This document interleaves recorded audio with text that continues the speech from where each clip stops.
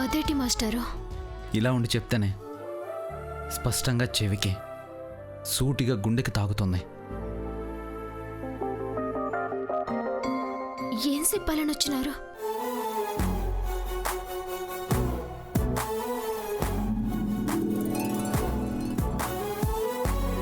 ఎప్పటి నుండో చెప్పాలనుకుంటున్నాను.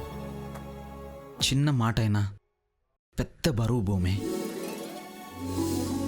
2 అక్షరాలే, 2 గుండెలే, ఇద్దరే మనుషులు. కానీ పాఠం చెప్పినంత సులువు కాదని తెలుసు. వినడం తేలికే, వినిపించుకోవడం కష్టం, చెప్పడం ఇంకా కష్టం. ఇక్కడ ఏం రాసుందో తెలీదు, కానీ ఇక్కడ మాత్రం భూమి అనే రాసుంది. నువ్వంటే నాకు చాలా ఇష్టం భూమి.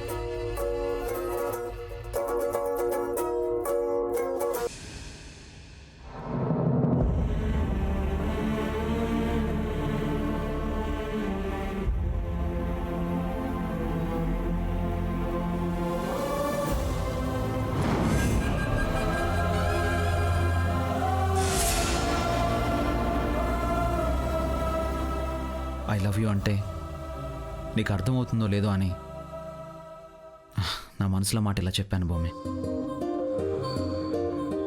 నువ్వంటే ఎంత ఇష్టమో చెప్పలేను. ప్రాణం అనుకో, ప్రేమే అనుకొని చెప్తున్నాను. నువ్వేమనుకుంటావో తెలీదు, కానీ నువ్వు జీవితాంతం నాకు తోడుగా ఉండాలి. ఇంకేం చెప్పకండి మాస్టారు.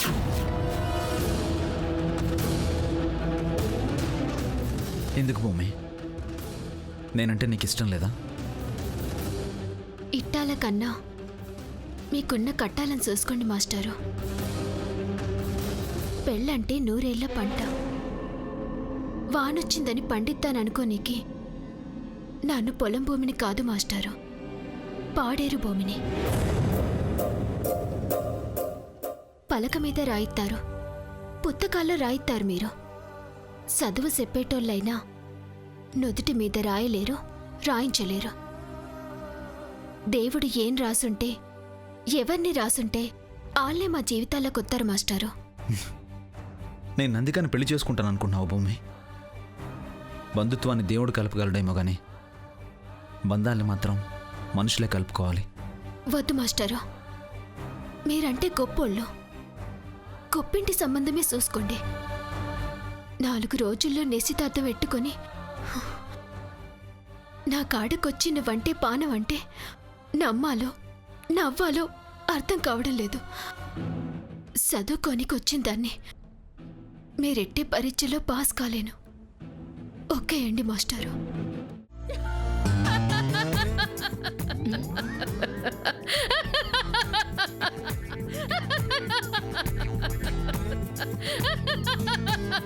మీ పెన్నికి ఏమైనా పిచ్చి పట్టిందా ఏంటి శ్రీపతి? ఎందుకలా నవ్వుతోంది? టీవీ చూసినా అలాగే నవ్వుతుందమ్మా. తనకు తనే టీవీలో ప్రసారం అవుతోందేమో. ఆ బ్యాంక్ ఫైల్ ఇవ్వు. ఇదిగో అమ్మా.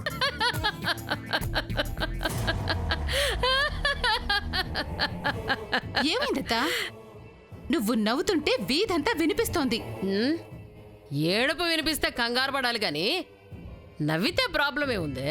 నువ్వు సంతోషంగా ఉన్నావని, ఏ అవసరాలు లేవని ముక్తాదేవ్ అత్తయ్య గారు, శ్రీపతి ఈ నెల వాళ్లకే అవసరాలు లేవనిపిస్తోంది, పాకెట్ మనీ ఇవ్వాల్సిన అవసరం లేదులే అని కట్ చేస్తుంది. నా నవ్వు వల్ల వాళ్ళ స్కెచ్ అలా వేస్తే నా నవ్వు వెనకాల నా స్కెచ్ ఏమిటో వాళ్ళకి తెలీదు కదే. ఇదిగో ఇటు చూడు. ఖాళీ సిరింజ్ తీసుకుని ఏం చేస్తావత్తా? ఇందులో నీ మొగుడి రక్తం నింపుతానే అవంతిక. శ్రీపతి రక్తం ల్యాబ్కు పంపితే లాభం ఉందని ఫస్ట్ టైం తెలిసింది.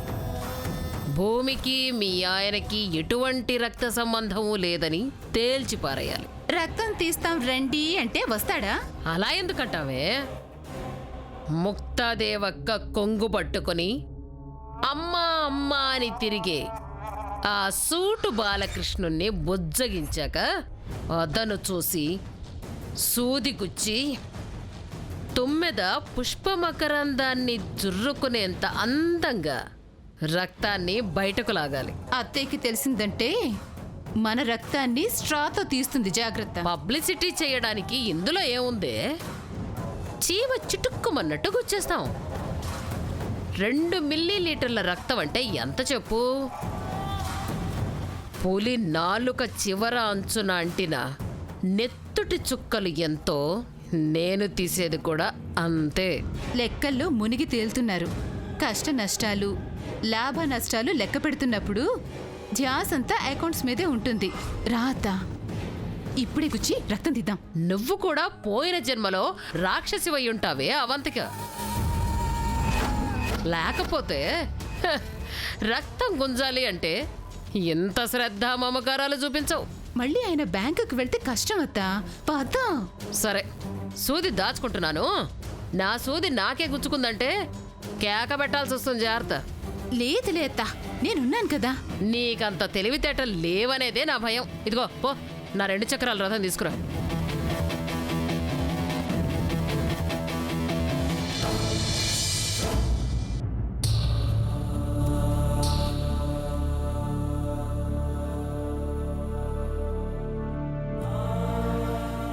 వీరయ్య, అమ్మా ఇది లోపల పెట్టరా. అలాగేనమ్మా.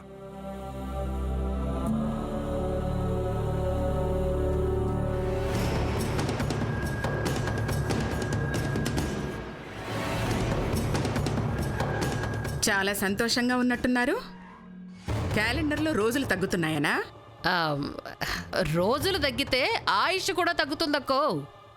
దానికి ఏమైనా సంతోషపడతావా? ఆయుష్ వరకు వెళ్ళుంటే వైరాగ్యం వచ్చి ఆస్తుల గురించి ఆలోచించేవాళ్ళు కాదు. రోజులు తరిగిపోతూ ఉంటే దీపావళి దగ్గర పడుతుందని సంబరపడుతున్నారేమో. అందుకే వికటాటహాసం చేసింది పిన్ని. మీరలా అనుకుంటే నేనే చేయగలను. సరే గాని నువ్వు కొంచెం ఇలా రావయ్యా. ఎందుకు?